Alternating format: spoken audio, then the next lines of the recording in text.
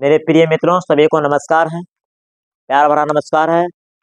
उम्मीद करते हैं कि आप लोग बहुत अच्छे होंगे, स्वस्थ होंगे और इस ठंड के मौसम में जी जान लगा दिए होंगे अपने तैयारी के लिए।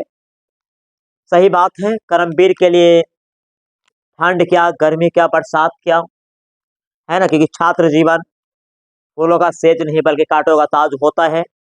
हमें कुछ पाना है तो बहुत कुछ छोड़ना पड़ेगा। ये जीवन बहुत ही कठिन तपस्या के बाद एक निराला बनता है। तो आज मेरे प्रिय मित्रों, आज हम लोग पढ़ेंगे ईर्ष्या तू न गई मेरे मन से। इस चैप्टर का जितना भी सिलेक्टेड क्वेश्चन है, उन सभी सिलेक्टेड एमसीक्यू क्वेश्चन को देखेंगे। ईर्ष्या तू न गई मेरे मन से, इस चैप्टर का जो लेखक महोदय हैं रामधारी सिंह दिनकर, जो राष्ट्र कवि के रूप से जाने जाते हैं। और गर्व की बात है कि हमारे बिहार राज्य से बिलोंग करते हैं। तो आज हम ईर्ष्या तू न गई मेरे मन से शीर्षक निबंध के जितने भी इंपोर्टेंट ऑब्जेक्टिव है, आज आपके डिस्प्ले के अंदर छुपा हुआ एक एक करके आएंगे। तो देखो, एक आपके सामने में आ चुके हैं। रामधारी सिंह दिनकर कहते हैं क्या?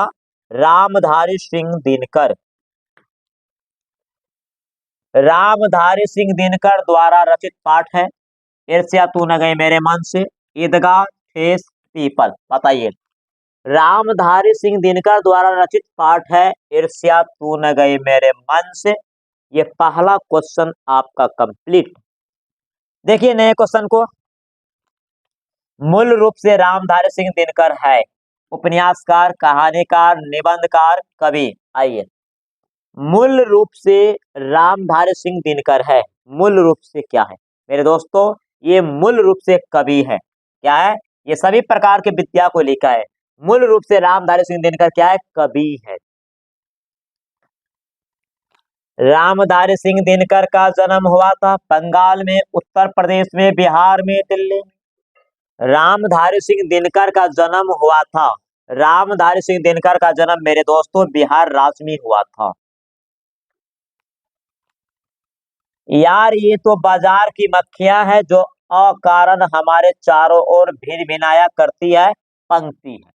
यार ये तो बाजार की मक्खियां है जो अकारण हमारे चारों ओर भिन भिनाया करती है, पंक्ति है नीत्शे की, लेनिन की, मार्क्स की, सीजर की। मेरे दोस्तों बताइए, चार का आंसर आप लोग क्या देना चाहते हैं? तो ये कहावत किसका है? नीत्शे महोदय ने कहा था कि यार ये तो बाजार की मक्खियां है जो अकारण अकारण हमारे चारों ओर क्या करते हैं? भिन भिनाया करती हैं। ठीक है, नीत्शे महोदय ने कहा था। कौन ईर्ष्या की बड़ी बेटी है? दुख, सुख, निंदा, पड़ोसी। कौन ईर्ष्या की बड़ी बेटी है? 5 नंबर क्वेश्चन को देखोगे, कौन ईर्ष्या की बड़ी बेटी है मेरे दोस्तों? यहाँ पर देखना है, कौन ईर्ष्या की बड़ी बेटी है? तो इसका आंसर हो जाएगा निंदा। कौन ईर्ष्या की बड़ी बेटी है? कौन ईर्ष्या की बड़ी बेटी है मेरे दोस्तों? तो निंदा हो जाएगा। ठीक है, निंदा होगा। किसे किसे लेखक ने अनोखा वरदान कहा है? किसे लेखक ने अनोखा वरदान कहा है? ईर्ष्या को, लोभ को, सुख को, मोह को। लेखक महोदय ने किसे अनोखा वरदान कहा है? किसे अनोखा वरदान कहा है? किसे लेखक ने अनोखा वरदान कहा है मेरे दोस्तों? तो ईर्ष्या को अनोखा वरदान कहा गया है। कौन चीता के समान है? निंदा, ईर्ष्या, चिंता, करीबी। कौन चीता के समान है? अब देखो, मरे हुए व्यक्ति को चीता जलाया जाता है और जिंदा व्यक्ति को चिंता जलाते हैं। तो कहते क्या है कि कौन चिंता के समान, कौन चीता के समान है? तो कौन चीता के समान है मेरे दोस्तों? चिंता जो है चीता के समान है। ईर्ष्या तू न गई मेरे मन से शीर्षक पाठ की विद्या है। ईर्ष्या तू न गई मेरे मन से, ये कौन सी विद्या है मेरे दोस्तों? कहानी, निबंध, कविता, इनमें से कोई नहीं। तो 8 नंबर का आंसर थोड़ा ठीक से देखिए क्या होना चाहिए मेरे दोस्तों। क्या होगा आप लोग अच्छे से देखिए कि ईर्ष्या तू न गई मेरे मन से शीर्षक पाठ की विद्या है। ये कौन सी विद्या है मेरे दोस्तों? ये विद्या जो है आपको, ये निबंध है। क्या है ये? निबंध है। ये क्या है? निबंध है आपको। लेखक के अनुसार निंदा की मां है, ईर्ष्या, प्रशंसा, खुशी, हंसी। लेखक के अनुसार निंदा की मां है। लेखक के अनुसार निंदा की माँ क्या है? मेरे दोस्तों, लेखक के अनुसार निंदा की माँ क्या हो जाएगा यहाँ पर? ईर्ष्या को। लेखक के अनुसार निंदा की माँ क्या है? ईर्ष्या को, क्योंकि निंदा को बड़ी बेटी भी कहा गया है ना, तो लेखक के अनुसार निंदा की माँ है ईर्ष्या। तुम्हारी निंदा वही करेगा जिसकी तुमने भलाई की है। तुम्हारी निंदा वही करेगा जिसकी तुमने भलाई की है। किसने कहा?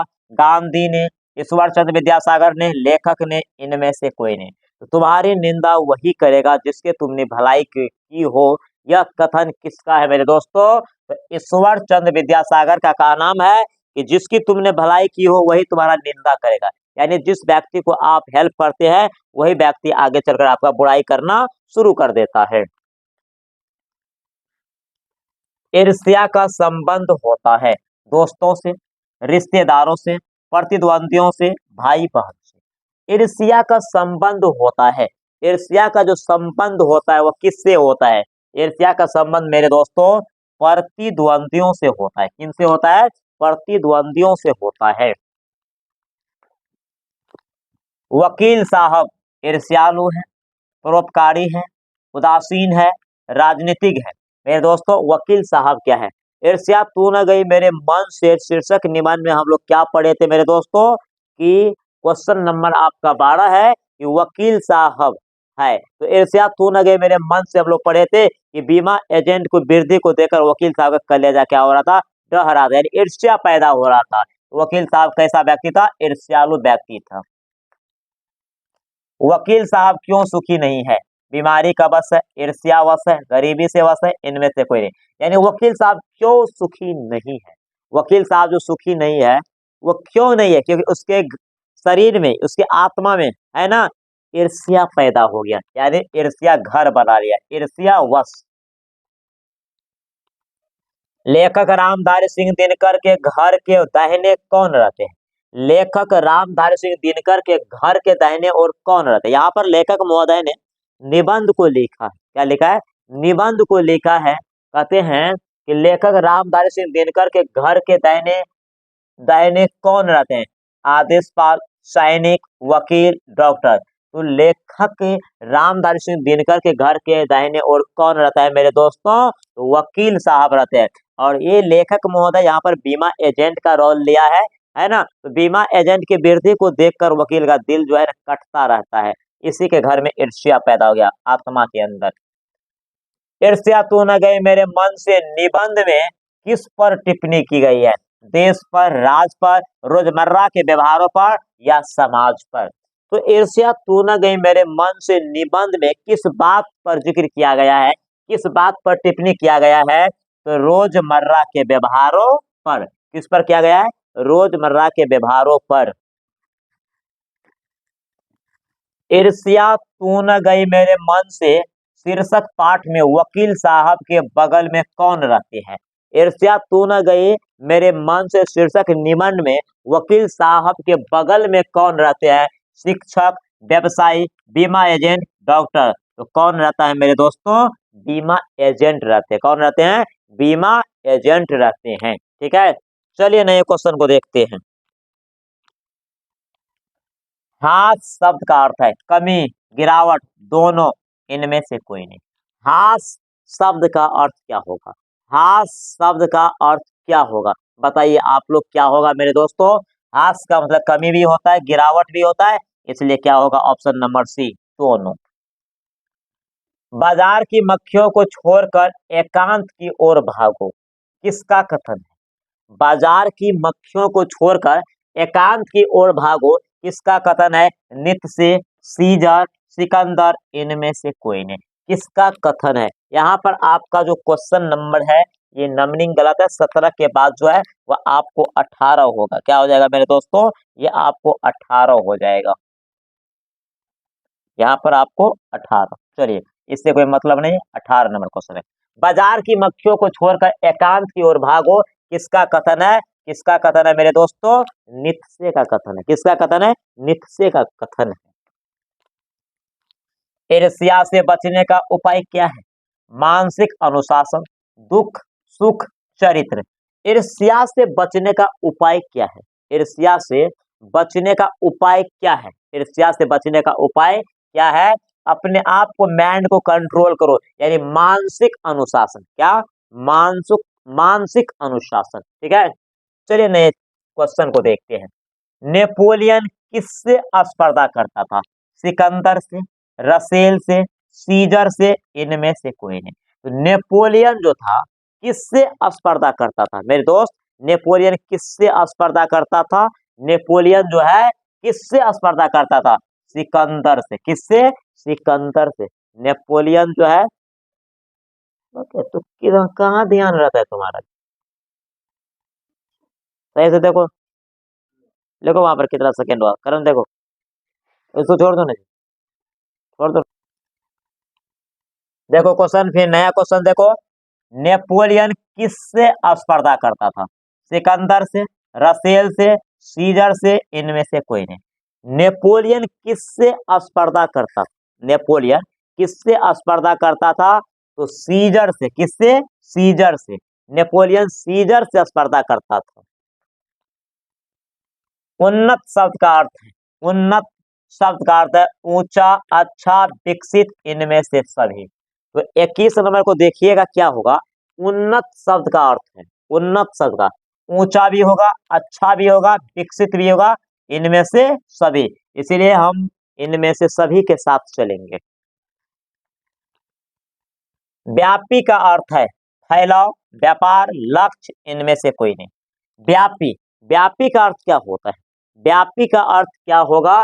व्यापी का अर्थ होता है फैलाव। क्या हो जाएगा? फैलाव हो जाएगा। सीजर किससे स्पर्धा करता था? हरक्यूलस से, सिकंदर से, नेपोलियन से, इनमें से कोई नहीं। सीजर महोदय किससे स्पर्धा करता था? सीजर महोदय किससे स्पर्धा करता था? तो सिकंदर से। सीजर किससे स्पर्धा करता था? सिकंदर से। ध्येय शब्द का अर्थ है, ध्येय शब्द का अर्थ है खराब, लक्ष्य, ध्यान, इनमें से कोई नहीं। तो ध्येय शब्द का अर्थ है, ध्येय शब्द का अर्थ क्या होगा? लक्ष्य होगा। मेरे प्यारे बच्चों, ये आपके पाठ पुस्तक का जो भी टॉपिक खत्म होता है उसके पीछे शब्दार्थ दिया होता है, वहां से भी क्वेश्चन बिहार बोर्ड उठाते हैं, इसलिए इस क्वेश्चन को हम आपके लिए सिलेक्ट किए हैं। तो ध्येय शब्द का अर्थ लक्ष्य होता है। स्पर्धा शब्द का अर्थ क्या होता है? प्रतियोगिता, उपहार, दंड, इनमें से कोई नहीं। तो स्पर्धा का अर्थ क्या होता है? स्पर्धा शब्द का अर्थ क्या होता है? तो प्रतियोगिता होता है, प्रतियोगिता। स्पर्धा का मतलब क्या होता है? प्रतियोगिता। बदतर शब्द का अर्थ है, बदतर, बदतर शब्द का अर्थ है खराब, अच्छा, सुंदर, कमी। कहते हैं ना बदतर, है ना। बदतर शब्द का अर्थ क्या होता है? बदतर शब्द का अर्थ क्या होता है मेरे दोस्तों? तो खराब होता है। ठीक है, तो इस चैप्टर में आपको केवल 26 क्वेश्चन हमने सिलेक्ट किए थे। ये चैप्टर आपको जितना भी एमसीक्यू क्वेश्चन था इस चैप्टर के अंतर्गत, ये आपको यहाँ पर संपन्न हो चुके हैं। ईर्ष्या तू न गई मेरे मन से शीर्षक निबंध में रामधारी सिंह दिनकर ने ये बतलाने को प्रयास किया है कि इंसान को कभी भी ईर्ष्या नहीं करना चाहिए। सही बात है, जीवन में कभी भी ईर्ष्या नहीं होना चाहिए। देखो रावण का नाम सुने होंगे, बहुत बहुत ये ब्राह्मण कुल से बिलोंग करते थे, बहुत विद्वान भी थे, संपत्ति तो अपार थे, लेकिन उसके पास ईर्ष्या हो गए, जिसका नतीजा ये हुआ कि ये अपने आप को इस क्षितिजल पावक गगन समीरा में विलीन हो गया। अर्थात किसी भी व्यक्ति को ईर्ष्या नहीं करना चाहिए। यदि कोई आगे बढ़ता है तो वो अपने मेहनत के बल पे आगे बढ़ता है, आप उस बीच में टांग मत अड़ाइए। आजकल देखते होंगे चाय दुकान पर, है ना, चौक चौराहे पर, जो यार खुद मैट्रिक का सर्टिफिकेट भी नहीं जानते कि क्या होता है, और वो इतने लंबे लंबे गुलछर्रे देते रहते हैं जैसे लगता है कि रिटायरमेंट प्रधानमंत्री वही थे। देखिए, इसी को ईर्ष्या, ईर्ष्या जिस व्यक्ति के शरीर में वास कर गया वो व्यक्ति कभी भी शांति से नहीं रह सकता है, उसके जीवन में कभी खुशहाली नहीं हो सकता है। इसलिए मेरे प्यारे बच्चों, जीवन में किसी को देखकर जलना नहीं चाहिए, अपने आप को देखिए। देखिए, जब तक अपने आप की कमी को महसूस नहीं कीजिएगा तब तक आप अपने आप को आगे भी नहीं बढ़ पाइएगा। अपने आप को सोचो कि हम में क्या कमी है कि हम आगे नहीं बढ़ पा रहे हैं, दूसरे में क्या अच्छाई है वो आगे बढ़ रहे हैं। जिस समय में आप सोए रहते हैं ना, तो आगे बढ़ने वाले व्यक्ति उस समय में जागे रहते हैं मेरे दोस्त। यदि कोई व्यक्ति आज बड़ा है, तो वह सबसे पहले छोटा बना होगा। तो जिसने आज झुकने का प्रयास किया है, वह दूसरे को झुका सकता है। इसीलिए किताब के सामने आज झुको, ये किताब कल तेरे को दुनिया को सामने में सभी दुनिया को झुका देगा आपके सामने में। तो इसलिए मेरे दोस्तों, आपको ईर्ष्या नहीं करना है, किसी से घमंड नहीं करना है, किसी से स्पर्धा भी नहीं करना है। स्पर्धा करना भी है तो पॉजिटिव लाइन में कीजिए। तो इन्हीं बातों के साथ मैं अब आपके बीच से विदा होने की स्थिति में हूँ। तो मैं अब नए वीडियो में आपको पुनः मिलूंगा। तब तक के लिए मेरा प्यार भरा नमस्कार को स्वीकार कीजिए। इस स्वीकार के माध्यम से मेरा प्यार भरा नमस्कार स्वीकार कीजिए और मेरा आपका प्यारा सा YouTube channel Munna sir Bihar को लाइक सब्सक्राइब करते हुए आगे बढ़िए। सभी सब्जेक्ट का कंटेंट एक से एक बढ़ के कंटेंट आपको दिया जाएगा। तो मैं अब जाना चाहता हूँ। जय हिंद, जय भारत।